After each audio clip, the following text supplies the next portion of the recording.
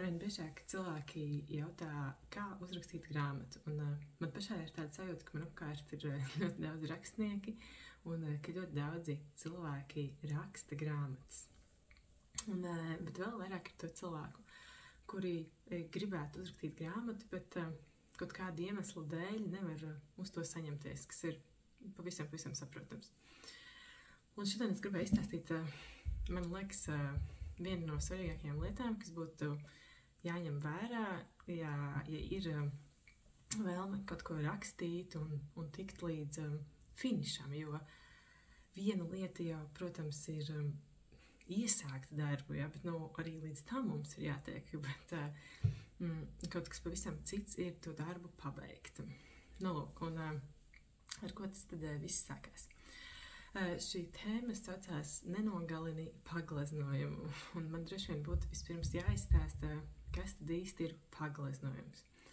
Es esmu absolvējis Rīgas dizaina un mākslas vidusskolu, un mums papildus pie matemātikas un visām pārējām stundām bija zīmēšana un gleznošana. Un, lai tu uzgleznotu gleznu, pirmkārt, tev vispirms ir viņa jāuzzīmē. Tad visas tās lietas, ja, kas tev ir priekšā, kompozīcija, vai tā būtu vāze vai āboli, tev viņi ir jāuzzīmē.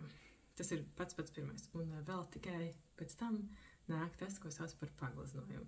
Un pagleznojums, gleznojot toreiz reļas krāsām, nozīmē to, ka mēs nesākam maukt. Uzreiz ir ļoti biezu krāsu, bet mēs mazliet viņu tā kā pašķēdam ar terpentīnu tolaik, un krāsa ir tāda blāvāka, ja, un mēs sākam ar lielajām lietām, mēs saliekam ēnas, mēs nesākam uzreiz izcelt, ja, visas skaistās detaļas, kuras mums ļoti gribās. Un man šķiet, ka tā ir tad viena tām grūtākajām lietām sākt ar to lielo un saprast, ka tas nebūs skaisti. Tas nav skaisti. Un tad, kad es nesu savu pagleznojumu uz lielā audekla lejā uz klasi, es atceros, ka viņu tā kā mazliet slēp no kursabiedriem, jo tur nav nekā super skaisti. Un kaut kas līdzīgs notiek arī ar grāmatu rakstīšanu. Un tas saucās pirmais melnraksts. Un tas pirmais melnraksts nav nekas skaists, un viņš pat ir diezgan briesmīgs. Un kāpēc es par to stāstu? Pirms kādu laiciņu redaktori man palūdza jaunajai grāmatai atsūtīt satura rādītāju. Un es savu to melnrakstu atvēru vēlreiz, un es sapratu, ak, mans Dievs, cik tas darbs nav skaists. Neskatoties uz to, ka es viņu vismaz 10 reizes pirms tam biju pilnībā caurskatījusi, un to darbu bija lasījuši arī citi cilvēki, tas melnraksts nebija labs. Tas melnraksts nebija labs, jo viņš nebija savākts, un viņš nav pabeigts, viņš nav skaists, smuks, foršs, un kā mēs viņu gribētu redzēt. Un es viņai atvainojos par to, un tā atbilde bija, viss kārtībā, tas ir darba process. Un es domāju par tiem vārdiem, jā, taču tas ir darba process, un ir normāli, ka darba procesa laikā mums lietas nav skaistas, vai ne? Bet tā lielākā problēma, ko es pamanu, klausoties cilvēkos, ir tā, ka viņi grib, lai viss būtu skaisti, vai arī, lai atnāk tā īstā, skaistā, perfektā ideja, vai īstais, ideālais laiks, bet tāda laika nav. Pat šo video es ierakstu, kamēr mans bērns guļ, tāpēc, manuprāt, es runāju pārāk klusi, bet varbūt, ka jūs kaut ko dzirdēsiet. Un nav ne ideālā laika, ne ideālās idejas, ne tas pats process, ja, būs ideāls.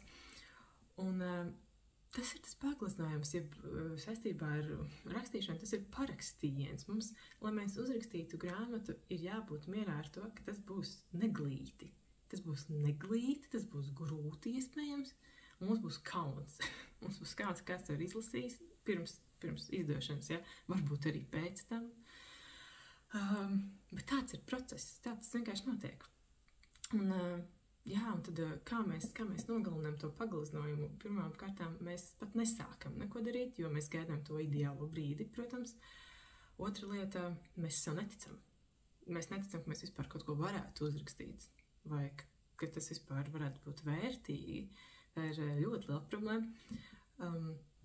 Trešā lieta, kritizējot, sākot kritizēt sevi, nezinu, pie pirmās lapas, pie pirmā teikuma, vienalga, cik mēs būtu uzrakstījuši, mēs sākam sev kritizēt, šis nekam neder, kāpēc to vispār sākt un turpināt.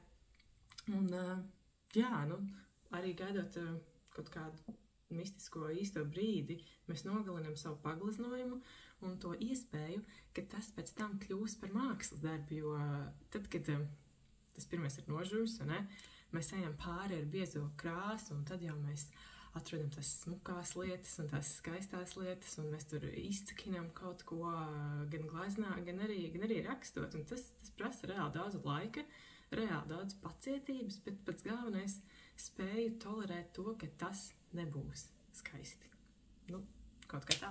Es ceru, ka šis video jums noderēja, un ja tā, es gaidīšu kādu komentāru no jums, vai jūs esat jutušies līdzīgi, un tad jau tiksimies kādā vēl burvīgā video.